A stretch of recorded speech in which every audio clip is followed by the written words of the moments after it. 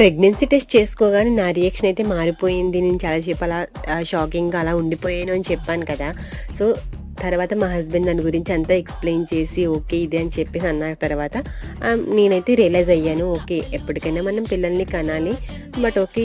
Money ఉంటే ఇవ్వాలి కాకపోతే రేపైనా సంపాదించుకోవచ్చు. ప్రెజెంట్ డేస్ ఇవన్నీ కూడా అంత సరిగ్గా లేవు కాబట్టి సో, ఫస్ట్‌గా కిడ్స్‌కే ప్రిఫరెన్స్ ఇవ్వాలని చెప్పేసి నేను అనుకున్నాను. అండ్ మా హస్బెండ్ కూడా నాకు దాని గురించి అర్థమయ్యేలాగా అంతా క్లియర్‌గా చెప్పారనమాట.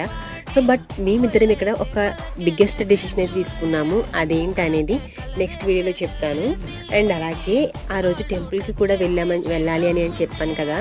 సో, వన్స్ మనం ప్రెగ్నెంట్ అయ్యాక ఆటోమేటిక్‌గా మనకి తెలియకోకుండానే ఒక కేరింగ్ అయితే పెరిగిపోతుందనమాట.